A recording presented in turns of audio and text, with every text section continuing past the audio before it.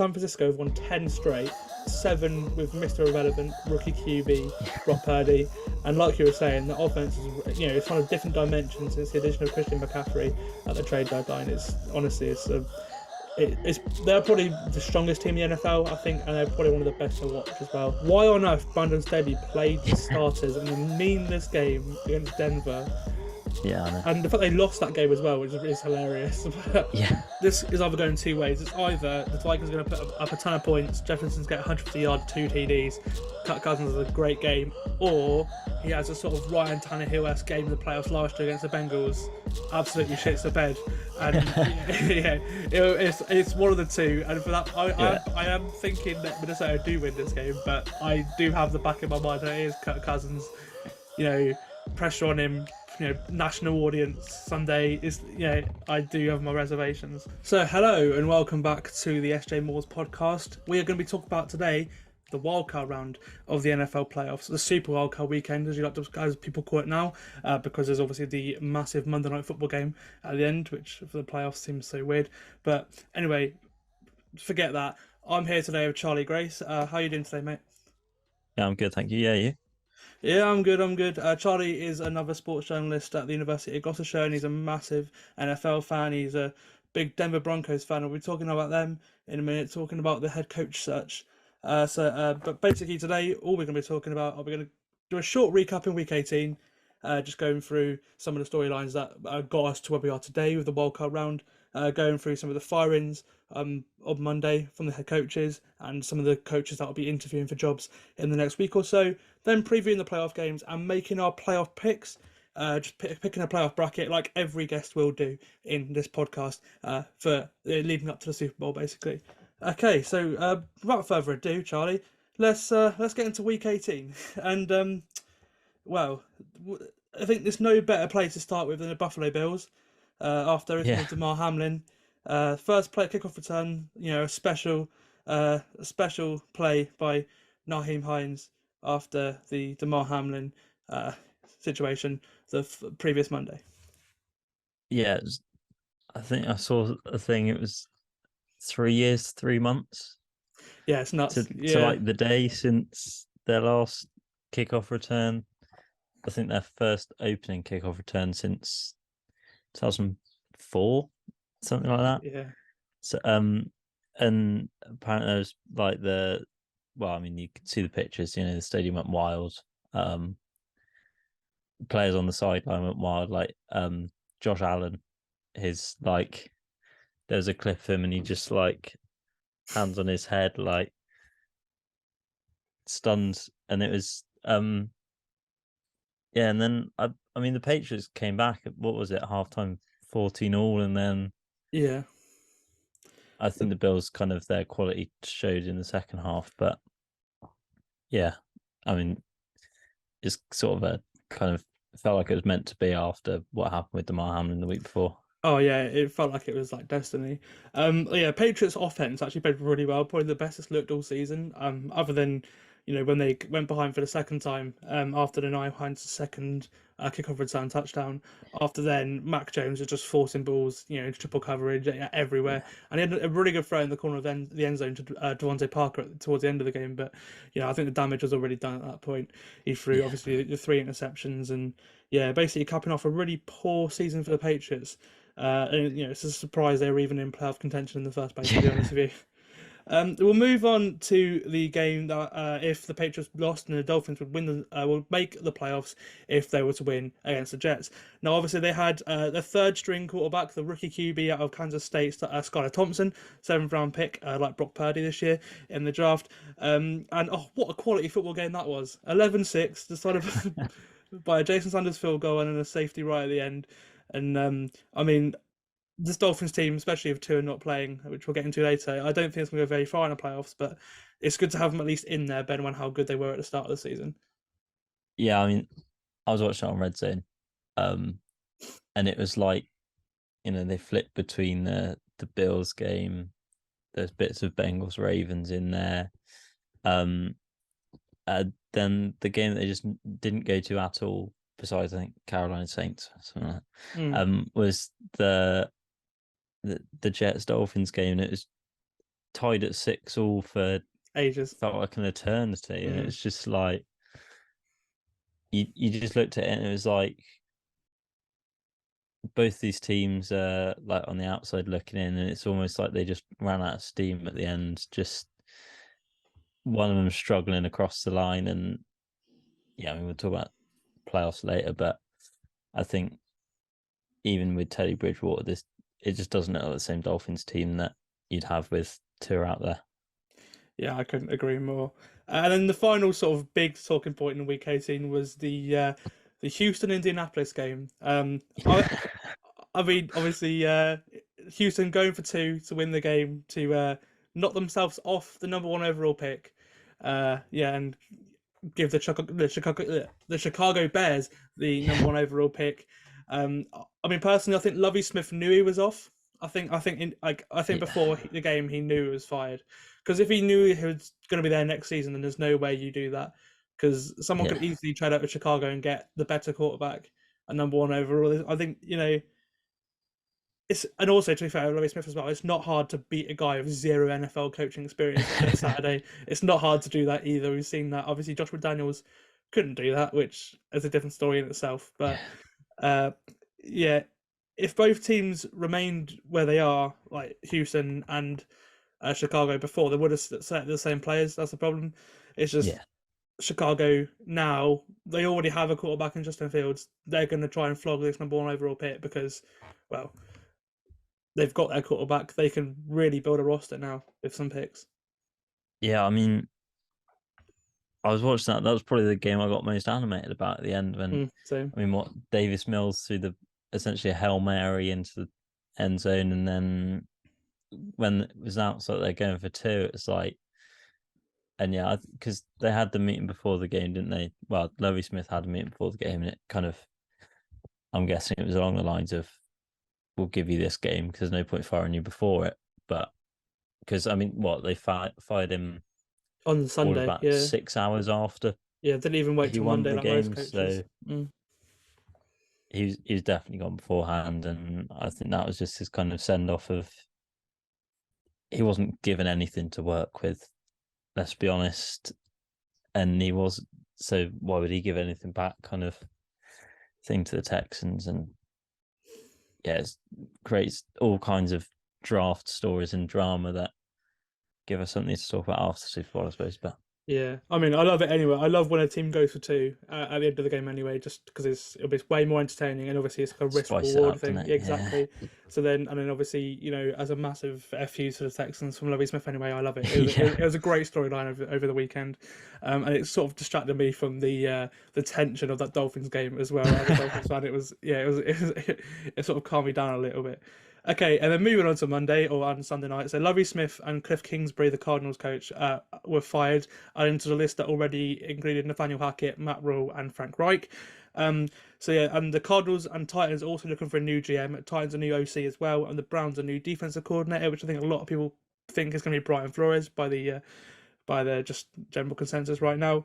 Looking at who's interviewing for the jobs, we'll get to Denver. We'll talk about Denver quite a bit now, but most jobs have the likes of Evero, your defensive coordinator, Jim Caldwell, D'Amico Ryans, Jonathan Gannon, and Sean Payton, as well as Jim Harbaugh. Basically, interviewing for them. But a lot of them have some really interesting names. Like obviously, Denver interviewing Dan Quinn for his second head coach cycle now. After last year, got quite a few interviews, and that defense has been playing very well. We'll get to Denver before picking who you think will be, the coach for all the other teams. Who do you think will be the next Denver Broncos head coach? I mean, from things I've seen, I'm probably would lean more towards Harbaugh at the moment. I think the thing that always hangs over Sean Payton is the fact that you'd have to trade at least a first-round pick. Yes. To the Saints, which Denver now do have, via the trade for Bradley Chubb, but it's still just don't feel like they'd be willing to give that up with what they'd probably be looking to do with the draft. I think Harbaugh comes in, he brings in experience because the Penner family ownership group have talked a lot about not wanting to bring in another first-time head coach. Denver don't have great track record with first-time head coaches either. So I think Harbaugh brings that experience.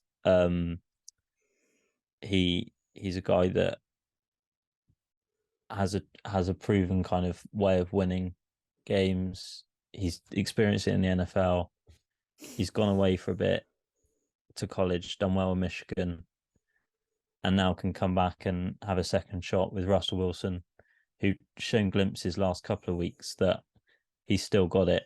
I mean, there was 17 seconds left in the Chargers game at the weekend, scrambled out left, found Jerry Jeudy for about 50 yards down the field. It was a great play. So I think they'll probably go that direction. Yeah, and then I mean, you talked about the other guys. I mean, D'Amico Ryans, I think probably the hottest name on the block at the moment with the way that San Francisco have been playing that defense. And then Jim Caldwell was an interesting name that popped up in a week because many people thought he was kind of hung out to dry a bit by the Lions when he got sacked initially, and then when he didn't get any jobs last year, a lot of people felt quite a few franchises missed out there. So I think he could be in with a shout for a job. And obviously there's multiple potential openings with McVay's not exactly, yeah, Sean certain McVay. to stay in his job. Sort of thing in the week that they probably would give it to Raheem Morris as kind of that's what I think it will be. Yeah, a first refusal type offer to him. Because they were willing to that last off season apparently if he joined the broadcast analyst side of things last year. And then I think also Brandon Staley, I don't think his job's necessarily. that's an interesting one. If they lose to Jacksonville, they get smashed. Given his strategy in week 18 of not sitting his starters and had absolutely nothing to play for. If that comes back to bite him and they lose to the Jags in wildcard round, I don't see why you wouldn't, especially given Sean Payton's been quite well documented that he would be interested in that Chargers job. Justin Herbert, cornerstone of the team for the next kind of 10 years. So yeah, I think there's a lot of dominoes still in place. So I don't think you'll see anything concrete come out head coach movement wise for a few weeks, just because I think there's a couple of dominoes still to fall that would see potential franchises weigh up their options with who they take. But yeah, to circle back to your initial question, I think John Harbaugh probably is the pick that I go for the Broncos. Yeah, I think that's. I personally think it will be probably either Jim Harbaugh or Dan Quinn. I think there's the report that came out a couple of days ago that it would be either Sean Payton or those two. The likely options for Denver.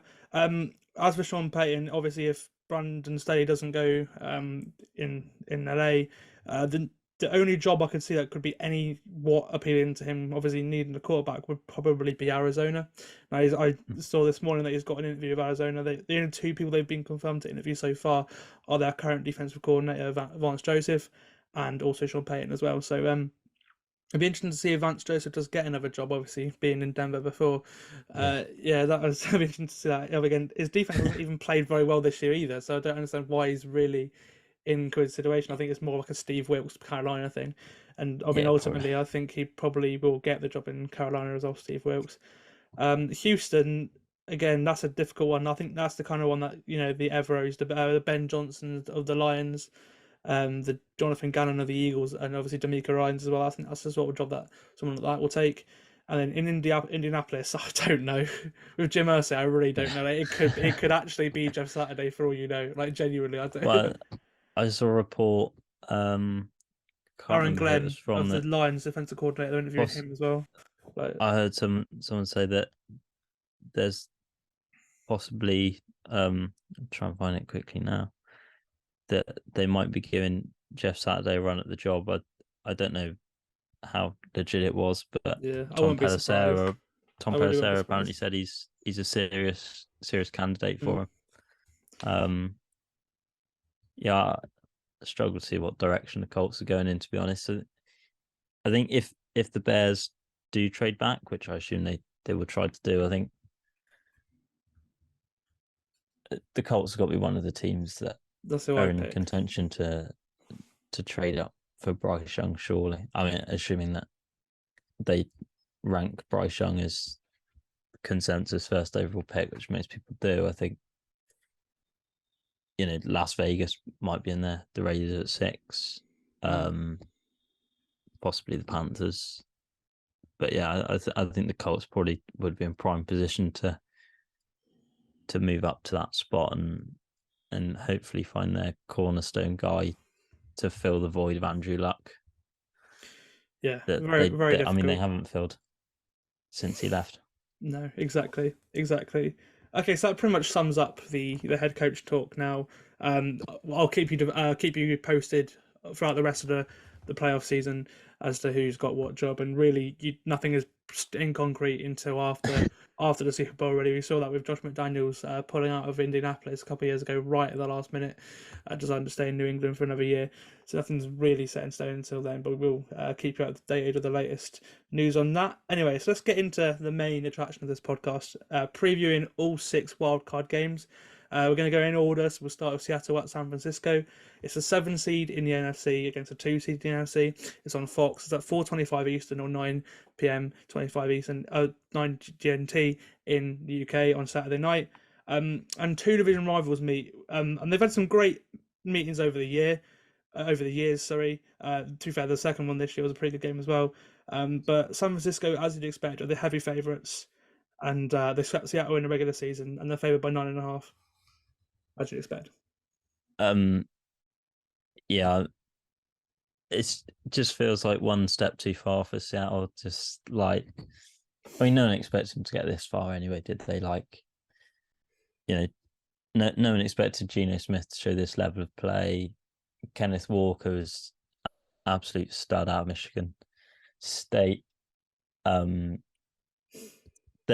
draft class has played as good as any draft class I've seen. It's very similar to the Instant Saints on-field impact in 2017 with Kamara and stuff. Like, it's very similar to that. It's a great draft class.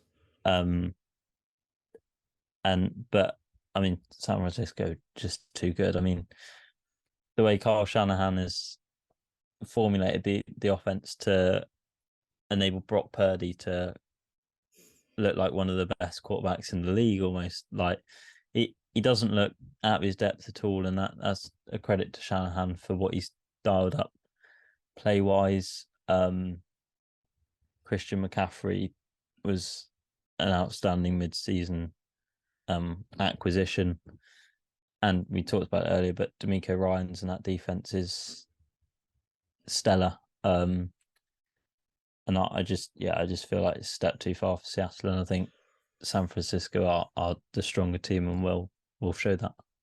Well, yeah, like I said, it's the number one defense against a team that aren't really rolling offensively as much as they were at the start of the season. Geno Smith, they've sort of been found out a little bit, and yeah, San Francisco have won 10 straight, 7 with Mr. Irrelevant rookie QB Brock Purdy, and like you were saying, the offense is it's on a different dimension since the addition of Christian McCaffrey at the trade deadline. It's honestly they're probably the strongest team in the NFL, I think, and they're probably one of the best to watch as well.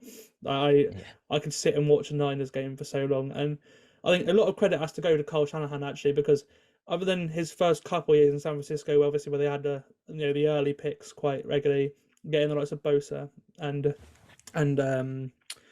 what's the interior defender that DeForest Buckner, that's the one. Getting the likes of those players in, and then like the way they went from that sort of suck in with bad quarterbacks, and then they found Jimmy Garoppolo, and ever since Jimmy Garoppolo has been with the Niners, Kyle Shanahan has been able to make any quarterback be at least somewhat successful in that system. We've seen the likes of Nick Mullins and CJ Beathard, and they've actually been, every quarterback since Jimmy has been really good for San Francisco. And obviously he's learned a lot over time. I think Shanahan's worked with so many quarterbacks over his years, whether it's been Washington, Cleveland, Atlanta. Like, there's so many quarterbacks they've been really. Obviously, he must know the obviously the position inside out without obviously playing quarterback, but yeah, no, it's just like you've got to hand it to him because he can make anyone look good, and he's making Brock Purdy look like like he's going to the Hall of Fame at this point. Like, it's not, he barely turns the ball over. He's 7 straight of not many people do that. You see, Shanahan's right hand man in San Francisco last year, Mike McDaniel, hid the offense, which is quite similar. It's more pass based, but is quite similar. It does not look anything near the same as it does with Tua than it does with Teddy Bridgewater or Skylar Thompson, and it shows that to how good of an offensive genius Kyle Shanahan is, because you don't really see it with Sean McVay either. Like, he stands, or Matt LaFleur, like, he stands out above all of them. Like, I think Kyle Shanahan is probably one of the top 3 or 4 best coaches in the NFL. Personally. Yeah, and I mean, you see talk, obviously, because I always played about like this Brock Purdy's team now and things like that. But I think if you think about what they gave up to get Trey Lance and things, I think I know he will probably go straight back into that starter spot once he's healed up from his injury. But when you think, there's no better place for Trey Lance to be because he was still a bit of a developmental guy coming out of North Dakota. Like, he wasn't. He hadn't played that high level of kind of Power 5 opponents regularly and stuff. So he was still a bit of a rough diamond, but there's no better place for him to be for his development. And next season, who knows where they could go with Trey Lance at the helm as well in that offense. And I guess it just depends on how that defense shapes up if D'Amico Ryans does leave. But I just wanted to say as well, it's a great stat.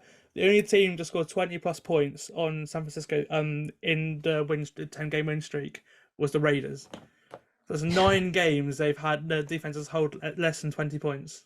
That's nuts. Like, it's not, the number 1 defense for a reason. Yeah, and they've had some emerging pieces, like Talanoa Hufanga come in, obviously with the big stars like your Bosa's and your Fred Warners. It's a lot of great parts contribute to that defense. Anyway, let's move on to the next game, and I think this is probably one of the best games of the weekend personally.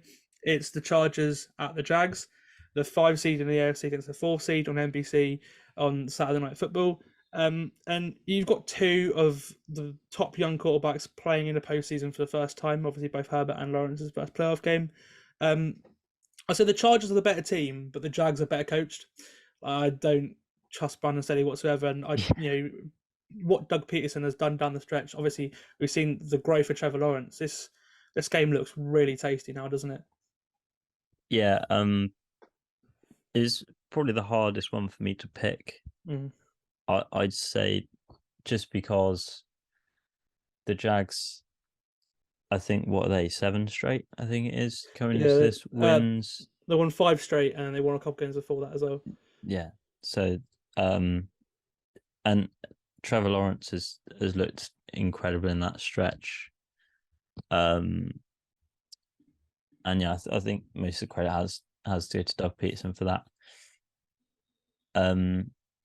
And just shows kind of what experienced coaching at this level can do, can be the difference between being in the playoffs and not, like on the flip of a coin, kind of with the new 17 game season where you can't necessarily sneak in with a losing record or a exactly 500 record.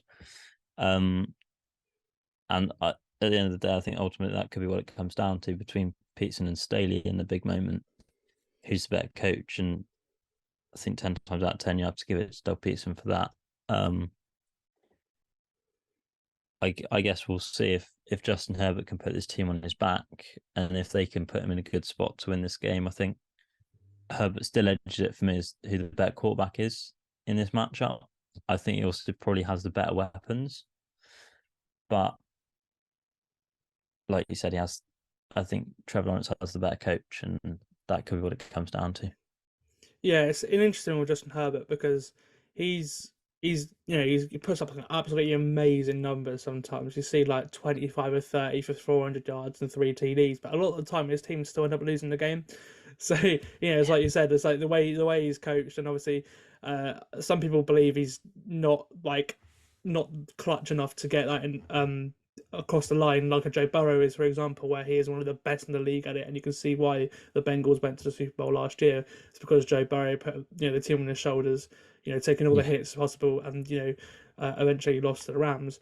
But it'll be interesting to see what happens here. I mean, Trevor Lawrence, this is very new, him being good. Obviously, he didn't play that well last year, but obviously don't it's Urban Meyer. That's excusable. Yeah. And then the start of this year, he wasn't great either. And then it sort of just switched after the Denver game in London. After that, since that game, Trevor Lawrence has been playing lights out, and he's barely turned the ball over in that period. And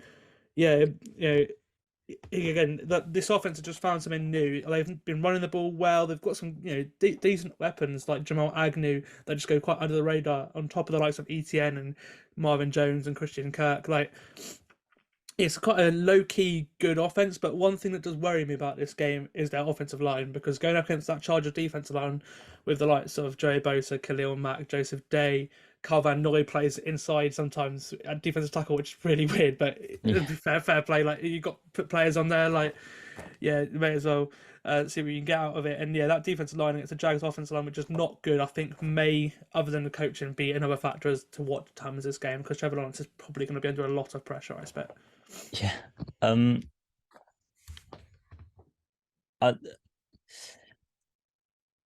What I was looking at in the week with Chargers, again, kind of bigger picture, not Chargers, sorry, bigger picture beyond this is, do you think they get Calvin Ridley next year as well to add to this receiving core? Oh man, that'd be mad. Which I suppose bigger picture is really enticing for the Jags, but in this game, I think the Jags defense has stepped up against the Titans. It stepped up when they needed them to. Yeah, one in the game. It's just whether they can step up in this scenario down necessarily two scores, maybe. The Chargers defense isn't, they're no mugs, like you said. That front four. You had Drew Tranquil to that. He's had a really good year at linebacker. Derwin James, obviously at safety. Asante Samuel Jr. at corner as well. I think it's going to be a really, really close, interesting matchup. So I'll be intrigued to see what happens there. Yeah, and with the Chargers as well, it's really hard to call. Yeah, I agree with you that. With the Chargers as well, it'll be interesting to see if Mike Williams suits up or not. We'll get into it now. Just why on earth Brandon Staley played the starters in a meaningless game against Denver? Yeah, I know. And the fact they lost that game as well, which is hilarious. But it's Mike Williams, he's questionable. I don't think he practiced on Wednesday either, so that's interesting. We'll be interesting to see what goes on there.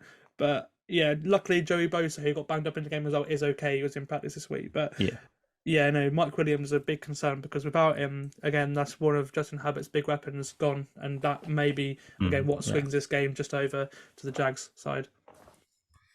Yeah, I think if you're Justin Herbert and you your weapons go from Mike Williams, Keenan Allen, Josh Palmer, Everett, Eckler, then you take away Williams, I think change the dynamic a bit, because it's easier to cover Allen as a wide receiver 1, and then Josh Palmer as a wide receiver 2, than Mike Williams is an amazing receiver. I think he's really hard to cover with his size. And you take him out of this offense, and it does change the dynamic of it. It could be a talking point, could be an aspect, but he was out. There were weeks when he was out, and the Jags and the Chargers didn't look too affected by it. I think Herbert still performed well. I mean, he had stretches without Allen and Mike Williams, and Josh Palmer was his number one receiver, and I think a guy who gets overlooked a lot for the Chargers is Austin Eckler. I think Oh, he's so good. So hard to stop as in well. Like, yeah, but he can obviously as a runner, but also as a yeah, as a receiver out the receiver. backfield. I think he's exceptional talent. And there was a stat that I think he broke the franchise record for receptions. I think for a running back in the Broncos game. So he's a bit slept on. And I think he's one of those guys that could make a name for himself in this playoff run if the Chargers do go on a playoff run as a bit of a difference maker, as a game changer. So. Yeah, I believe he is I think he was the number one fantasy running back as well. So obviously the added contribution of all the receptions, which he seems to be wide open, a lot of the time because they just completely disregard him. Like, a lot of the time it's Eckler picking up the first down, a couple of yards, and it is a big part of Justin Herbert's yards come from Austin Eckler. Okay, Charlie. So moving on to the Sunday games now. We'll start with the one that's most important to me, but probably not to anybody else. It's Miami at Buffalo, the 7 seed in the AFC against the 2 seed on CBS. So we got Nance and Romo on the call. The first game all season that the Dolphins have had Nance and Romo on the call, which surprises me actually because we've actually been all right this season. Yes, it's 6 p.m. or 1 Eastern on Sunday. And it's another division matchup like the San Francisco Seattle one, but this one a bit less exciting with Miami starting a third string QB. Skylar Thompson was standing for Tua, who is still in the early stages of the concussion protocol. So if it was another week's time, I think Tua would be able to play, just because the extra 3 days. It was 2 weeks last time for the second concussion. It was 2 weeks last time, the gap, but then there was also the 10 days between the Cincinnati game and the next game because it was on Thursday Night Football. So give it another week and Tua would have been fine to play, I think. But it is what it is, unfortunately. And for Miami anyway, their offense got found out a little bit towards the end of the season anyway. We saw the San Francisco game, we saw the 49ers game. Those two are the ones where Tua wasn't himself, especially in the 49ers one. He had a poor game. It's probably one of his only poor games all season. The Chargers won. The defense played hard. That game was so inexplainable because the Chargers had backup DBs in and they were covering Tyreek Hill stride for stride. Like, that game just confused the hell out of everyone. I mean, you heard it on the game. Chris Collinsworth was just like, "What on earth is going on?"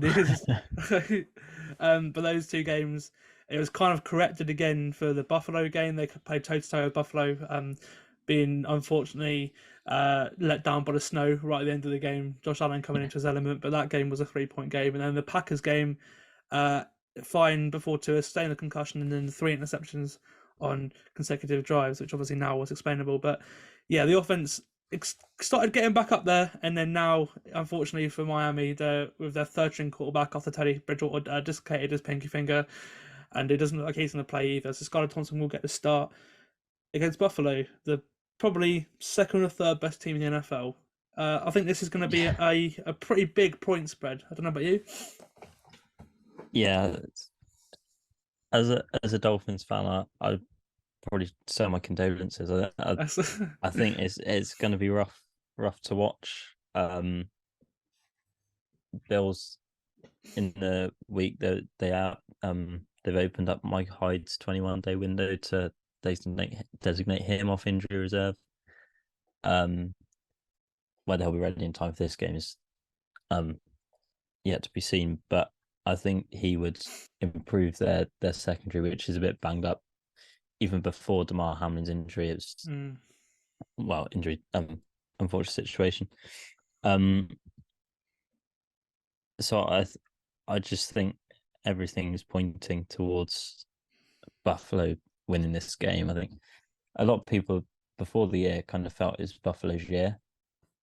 I mean, that gets said quite a lot in all sport, it's whoever's year. But as the year's gone on, it just feels more and more like there's some momentum behind this team that's just not going to stop them. They win tight games now, which was a criticism for them. They can blow teams out. They've got somewhat of a running game now as well. Even with injuries, they're stepping up all across the field. I think it's a credit to Sean McDermott as a coach. but also just the spirit in that team. And I think the whole of that organization, it feels like from the field to the fans, is all kind of bought into this year. And I just feels like there's some, especially with DeMar Hamlin's, what happened with him now, he's okay, thankfully. Just feels like there's been a fire lit under this team, and it just, I don't think there's anything that can stop them personally at least making a run to the championship game, if not further. And I think, yeah, I just struggle to see a world where a Skylar Thompson led Miami Dolphins team with first year head coach Mike McDaniel going into Buffalo. Miami have got a 0-7 record in less than 40-degree Fahrenheit games, I think. Yeah, exactly. Going back a few years, I think I saw on Twitter in the week as well. So, you can wear a t-shirt that says "Make it cold" all you want on an indoor practice. At the end of the day, it's when you're in those elements, it's a lot harder than you can replicate in practice. And yeah, I think Miami's season ends here, unfortunately for you. I totally agree. I totally agree. Especially Buffalo are banged up, but you can't deny they're playing with heart right now. And, because of that, they're one of the favourites for the Super Bowl. They're super talented anyway. And, yeah, I mean, the only way I can see this being a game is if the Dolphins defense, which has stepped up recently, I have to say, if they can do some of the stuff they did last season, limiting these teams to 10 to 15, 20 points, and maybe, Skylar getting a TD in there. Like, the only way, the thing that's troubled the Dolphins defense this year is turnovers. The last 2 years of Brian Flores, it's the same defense pretty much. Every starter came back before they all got injured this year.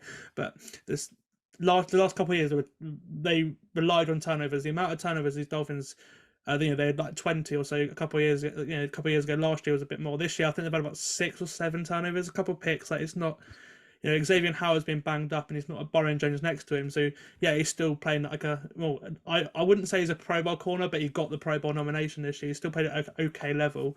But no, the defense has stepped up recently. Again, with them banged up, the likes of Jalen Phillips emerging, second season, he's got double-digit sacks now, which is, especially when Bradley Chubb came in as well, I thought this is unheard of because, at the start of the season, they were dropping Jalen Phillips into coverage still quite a lot.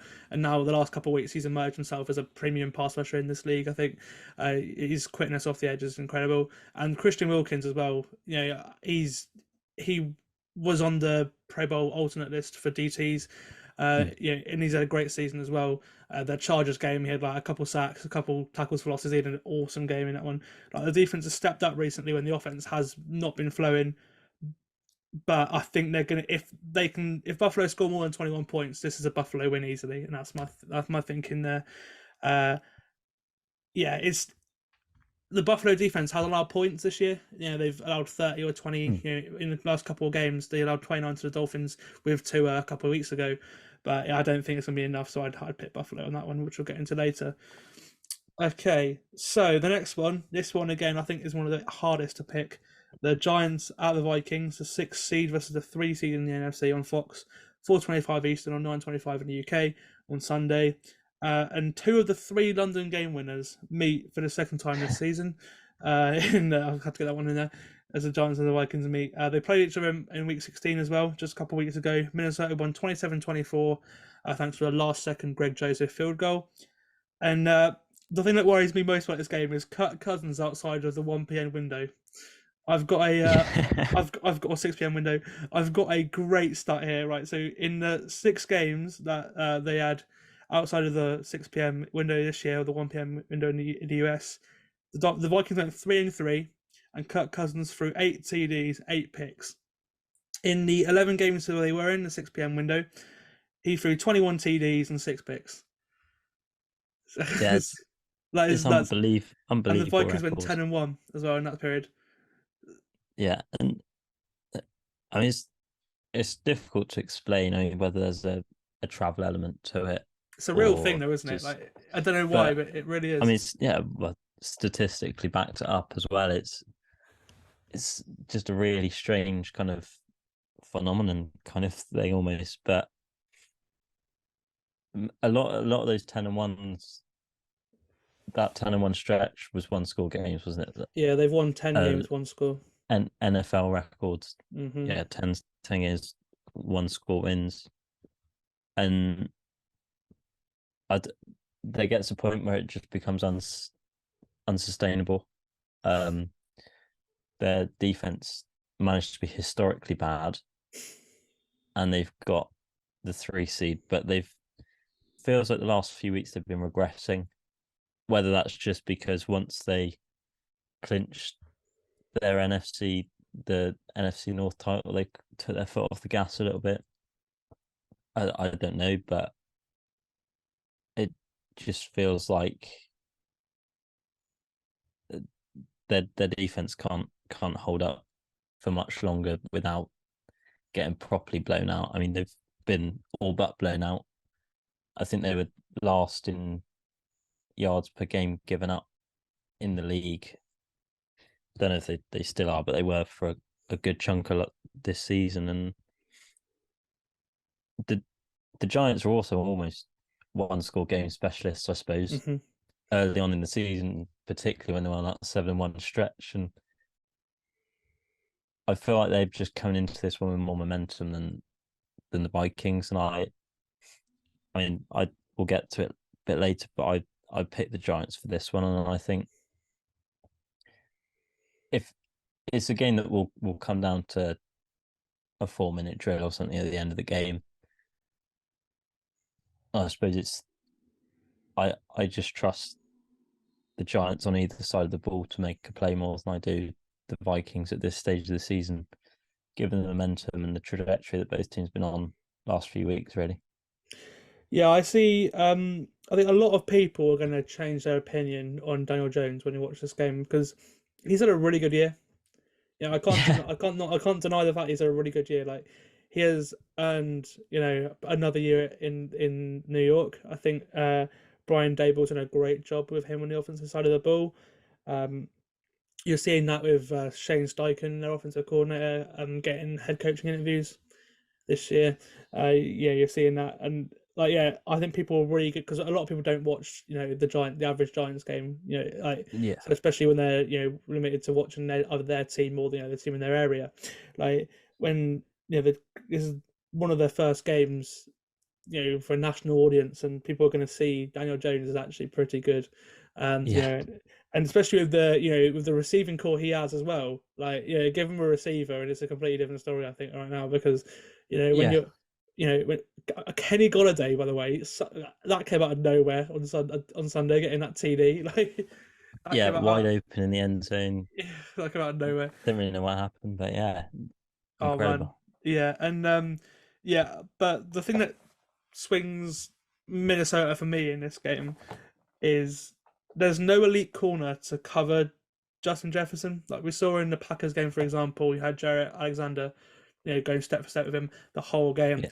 And Jeff Reinbold said this on Inside the Huddle this week when I was listening to it, I was like, oh my god, that's such a good point, mate. There's no one to take away Jefferson, and games like that he normally feasts. He has like 150 yards, and this is either going two ways. It's either the Vikings are going to put up a ton of points, Jefferson's get 150 yards, 2 TDs, Kirk Cousins has a great game, or he has a sort of Ryan Tannehill-esque game in the playoffs last year against the Bengals, absolutely shits the bed, and it's one of the two. And for that, I am thinking that Minnesota do win this game, but I do have the back of my mind that it is Kirk Cousins, pressure on him, national audience Sunday is, I do have my reservations, but this and the Jacksonville LA Chargers game are the closest ones to pick in my opinion. And that leads us on to Sunday Night Football. Probably, if Lamar Jackson doesn't play, probably the least appetizing game of the week in my opinion, just because I think it's gonna be a blowout otherwise. The Bengals host the Baltimore Ravens, the 6 seed against the 3 seed, NBC. 8:15 Eastern, or 1:15 Eastern, 1 p.m. 1:15 GMT, Sunday night or Monday morning, whatever way you like to put it. If Lamar Jackson, who's struggling with a leg injury, is good to go, this game may be the game of the week. Sadly, I don't think it's going to happen. He's still sidelined by a leg injury. He didn't practice on Wednesday either. And yeah, who it is at quarterback for the Ravens, we don't know. I mean, Lamar did not practice. Tyler Snoop Huntley was limited in practice, so it might be Anthony Brown, who looked awful in the game against the Bengals last week.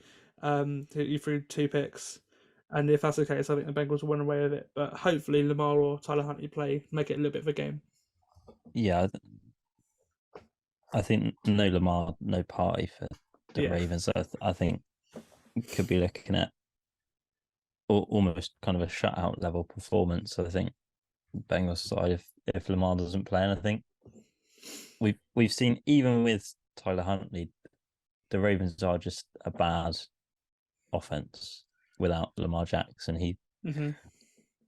His dual threat ability puts a fear into a defense before the game even starts. I'm sure even in meeting rooms the week leading up to the game, there's fear in that opposition, just because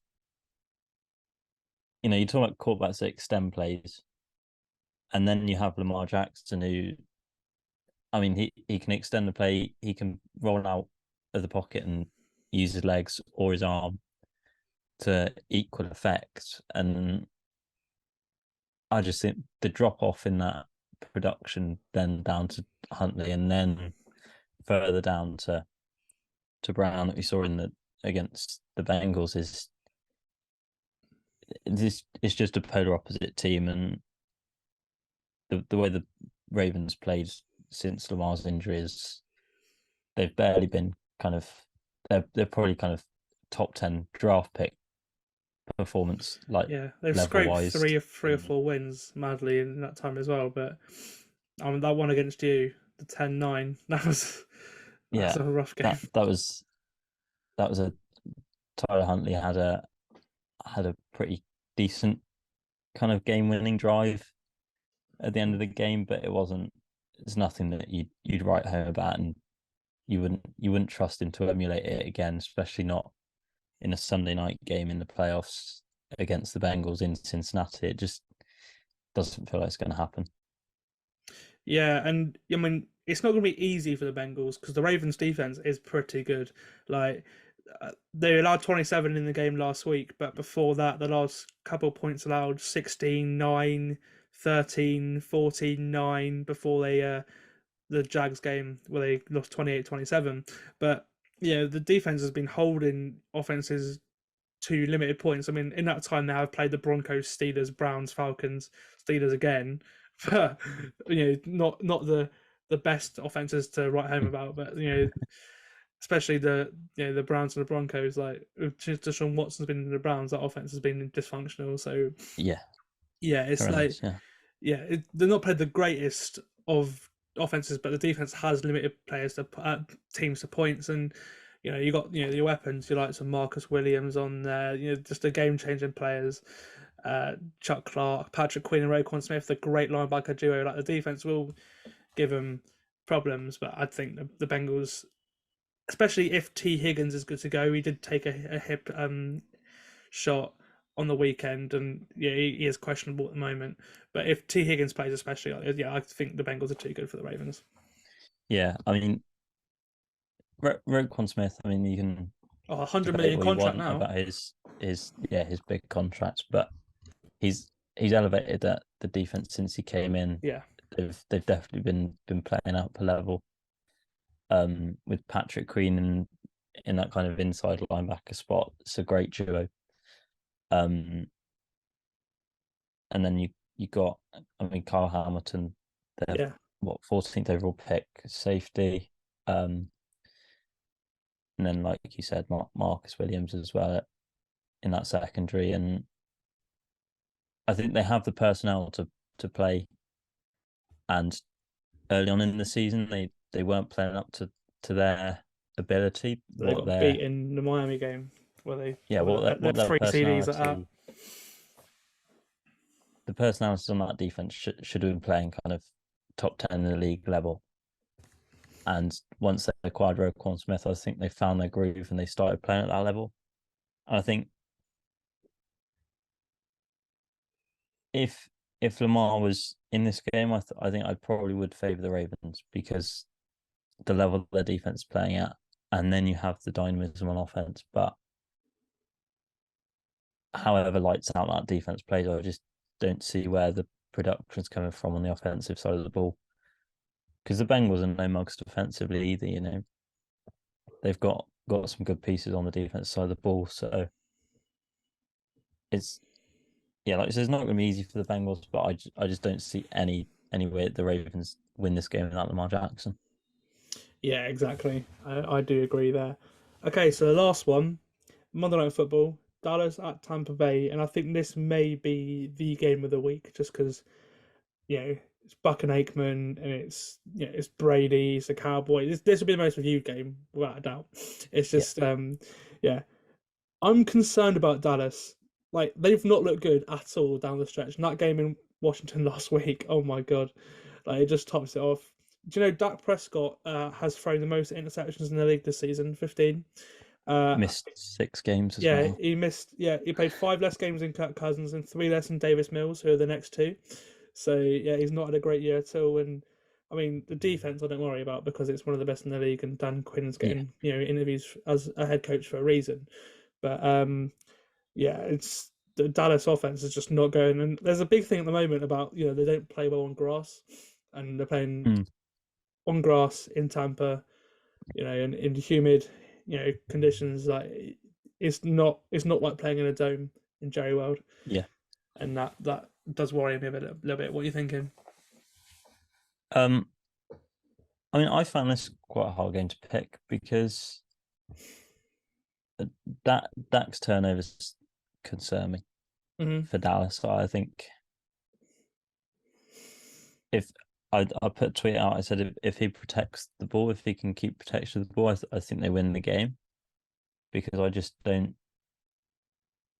I think Tampa are just a level below their play the last couple of years when they went to the Super Bowl and then got to playoffs last year. I almost feel like Brady's head might be out of Tampa after, because once the season comes to an end, whenever it comes to the end and comes to an end, I think he hits free agency and he's not going back. Weighs up his options after that. But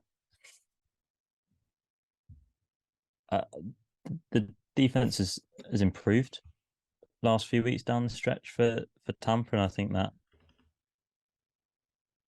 that could be a point of where the game swings is that Prescott, his turnovers last few weeks have been concerning.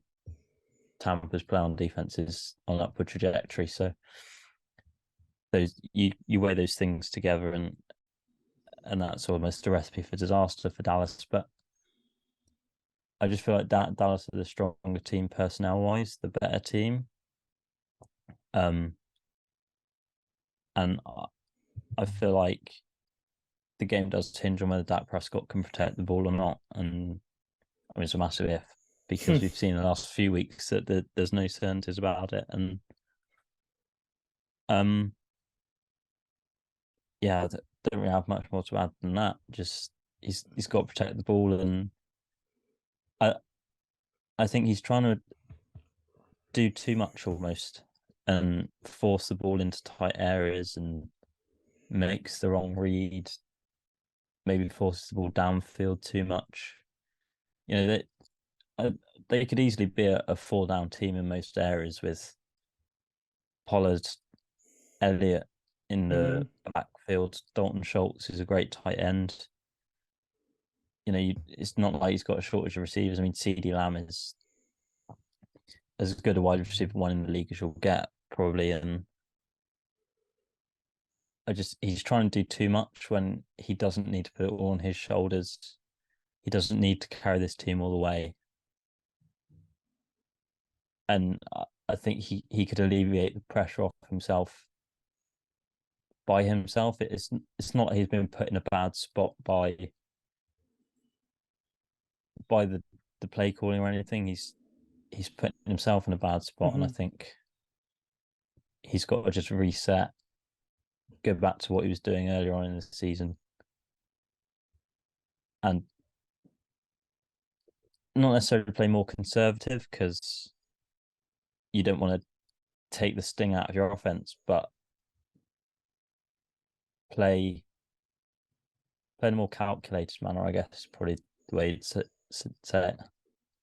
Yeah, and the Tampa defense is going to go up against isn't what it has been, the last couple of years. It has struggled. I mean, in the back of my mind, I'm just thinking, like, could Tom Brady lead another Super Bowl charge? Like, it really wouldn't surprise me. Like, it just doesn't. Like, as poor as the Bucks have been, for most of the season, I wouldn't be surprised, and I'd back them to win a close game, which I think this is going to be. I think it's going to be a low-scoring close game because I don't trust the Dallas offense. The Bucks offense isn't good either. The two okay defenses, the Dallas defense is really good going up against against Brady and the Bucks offense, and it'll come down to last play of the game, probably a field goal if I'm being honest, and I really wouldn't be surprised to see the Bucks win this game. Okay, so that leads us on to basically picking what we think is going to be the result of what we think the Super Bowl is going to be and who thinks is going to win the Super Bowl. We're going to pick our playoff bracket, and every guest that I have on in this playoff series that I'm doing on the podcast will pick a bracket, and then the winner will get an NFL prize from me. So I'm doing a little bit of competition here between all the pundits. It's a really nice little thing.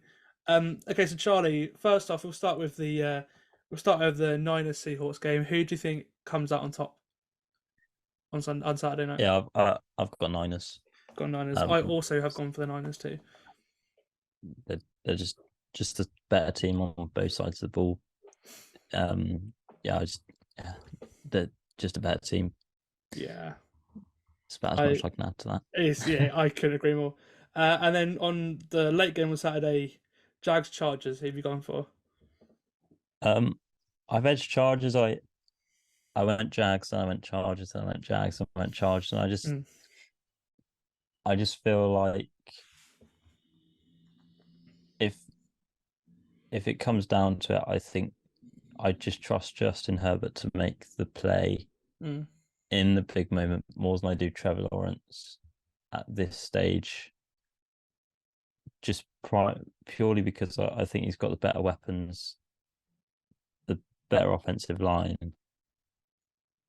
and I also am a bit concerned if the Jags go down multiple scores, who's stepping up besides Trevor Lawrence. I don't think you've got an out-and-out wide receiver one there. Yeah, I think Christian Kirk's a great player, but I don't know if he steps up in the way that Keenan Allen would do or Austin Eckler would do on the other side for the Chargers. So I just edge Chargers, but if it went Jags, then I can understand the reasoning behind it, and I think it's going to be a really fascinating close game. Yeah, that's what I've done. I've gone for the Jags. I've gone against the spread. The Chargers are favoured by 2. But I'm going to go for the Jags to set up a game in Kansas City next week. Okay, so on to the Miami-Buffalo game. I'm assuming you're going Buffalo. I am. Yeah.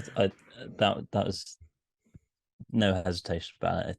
It was, as soon as the news came out that it was Skylar Thompson, I think you'd be a brave person to bet on Miami to win the game. Yeah, I did have a hope that either Teddy or Tua would be good to go, so I did pick the Dolphins originally, but no, I can't pick against the Bills now. I just can't. I can't do it. So yeah, the Bills will go into the divisional round. Okay, and then going over to Giants Vikings. Who are you going to go for in this one? Again, this one's tough to pick. Yeah, it's another tight one. Again, a bit like Jags Chargers, I think almost a bit of a coin flip. But I went Giants just because in a close game, I just feel like they're going to step up more than the Vikings, given how both teams perform down the stretch. I think Vikings probably, if you line the teams up man for man, probably have the better personnel. But the way the Giants have just come to play in every game this season, I think Brian Daboll probably coach of the year unanimously at this point. And the way he's got the team playing is excellent. And I just in a tight spot, I think I'd back them. Yeah, I am going to go for Minnesota because, like I was saying earlier, I think it's just going to be they're going to score a ton of points, and Justin Jefferson will be a difference. Not Kirk Cousins, it'll be Justin Jefferson, and he won't be able to be stopped by the Giants' defense. Yeah, I'm picking the Vikings for that reason, and that will send them to San Francisco for the divisional round. And Bengals Ravens, I assume you're going for the Bengals, like me. Yeah, I mean, Lamar Jackson not likely to play, so I think it's pretty Yeah. easy decision to pick the Bengals at that point when that news came out in the week. So yeah, I've gone Bengals. Yeah, so that sets up divisional round games for me. I've got Jags in Kansas City, Bills in Cincinnati, which will be interesting. And then for me, I've got to pick the Bucks over the Cowboys. I feel like Tom Brady's going to do something. I'm going against the grain here, but yeah. And then that would set up a game Tampa, Philadelphia, and Niners, Vikings. Who are you going to go for on Monday night? I went Cowboys. Okay. I think almost putting trust a little bit in him, but I think Dak Prescott protects the ball, and I think they do win that game, possibly by a score or more. I think. So would your game would be Philly Dallas So, and then I got Philly, New York, and then San oh yeah, Francisco, sorry. Dallas, Oh wow. and Okay, yeah. then Chargers, Chiefs, Bills, Bengals. Okay, so we'll go for the AFC side first. I'll do that first. So I've got the Jags against the Chiefs, and I can't. The Jags are going to end the road there. I can't see him. I can't. I can't see him win that game against Mahomes and the Chiefs. So yeah, the Chiefs go into the championship game, and then Bills Bengals. I have the Bills winning in Cincinnati, like they could have done before all the Damar Hamlin thing, and that's going to be a really interesting game. And that'll probably be the one I expect that NBC have, if that is the case. But yeah, that just or maybe ESPN have it. Actually, no, because ESPN don't have a divisional game, but like. Yeah, that would be an interesting one to see what happens, and it'll be a very emotional game for sure. But I think the Bills, because they've been through that emotion, they'll win it, and it'll go another Chiefs Bills game this time in the championship game. Yeah, I think I can't pick against that. They're the two best teams in the AFC in my opinion. However good the Bengals are, I'd still pick Josh Allen just in the playoffs. So what's your AFC looking like then? Yeah, I've picked the same two teams on it. I don't think the Chargers have enough to go into Arrowhead and beat the Chiefs. Patrick Mahomes do Patrick Mahomes things, and I think the Chiefs will win that. And again, I just think the Bills, going back to the scene, like it's the same team that they played against when Damar Hamlin suffered his cardiac arrest, and I just think that, like I said before, I think they've just got some momentum behind them. I just don't see them getting stopped once they get on a roll in the playoffs. Yeah, so I've gone Bills over Bengals. Okay, and then we'll do championship game as well. So who do you think will win the AFC Championship game then? Kansas City or Buffalo? I've gone the Bills. I think it might well go to overtime.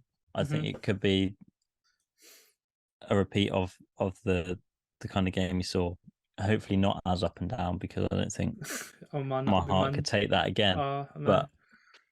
But neither could my family, and at 4 a.m, I don't think. But it's the ups and downs that it was on. I think these are the best two teams in the AFC. I think it's going to be something we see for another 10 years after this as well. These two coming up against each other, and I feel like this time in the postseason it would be on a neutral site as well. This one, so no home field advantage, and I just think I'd have the Bills to win it, edge it in the championship game ever so slightly, I think. See, I differ. I've gone for the Chiefs to reach the Super Bowl and win the game. Yes, it will be on a neutral site, but Patrick Mahomes, like what Andy Reid does with that offense, and the defense is playing really well actually at the moment as well, which has gone quite under the radar.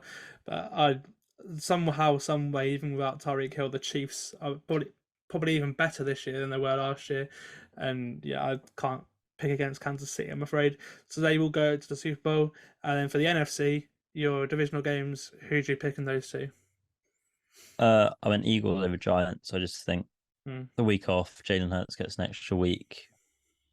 I think they probably brush the Giants aside at the link. And then I've gone to San Francisco over Dallas because I think, I just think San Francisco are probably the strongest team in the league potentially.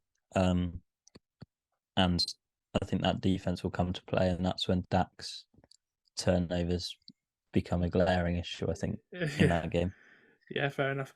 I've got San Fran to beat Minnesota to make it to the championship game, and I've also got the Eagles to beat the Bucks. As much as I think a run might be likely for the Bucks, the Eagles are so good, and Jalen Hurts will be back as well. Obviously, he came back last week, but he'll be back properly, healthy. And I think the San Francisco Philadelphia championship game is what I think a lot of us want. That's a really good game to see who is the best in the NFC.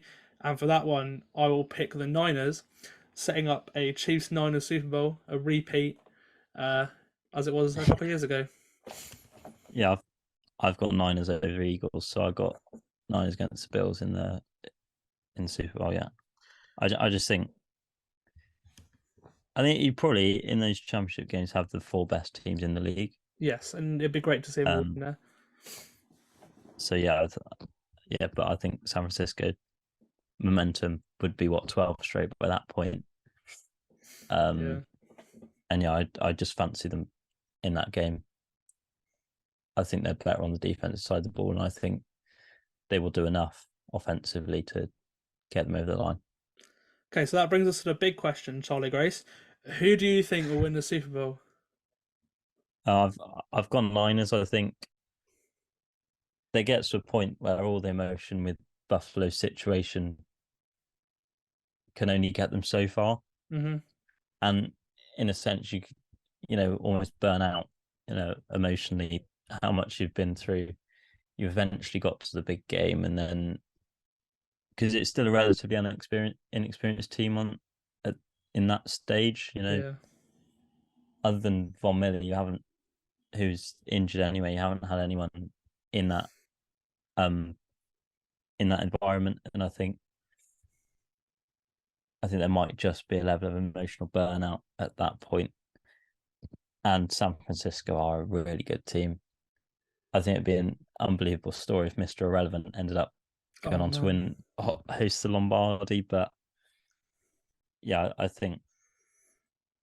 just think San Francisco, that defense again, Kyle Shanahan's play calling, I think just gets them over the line, paired with Buffalo's crazy year they've been on. It's been an absolute roller coaster for them, and I think might just be a step too far.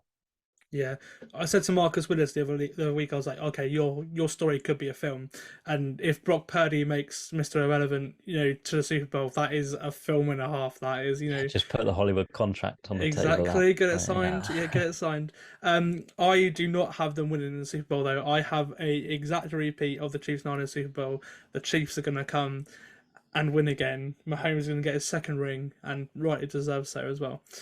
Yeah, we're running out of time here, so I think we'll end the podcast now. But yeah, thank you for joining me, Charlie. It's been good, and yes, let's hope we have some good games this weekend. Let's just hope that. Yeah, hopefully. I mean, you watch no matter what, don't you? So exactly. There's always some drama in there, so you got to watch it.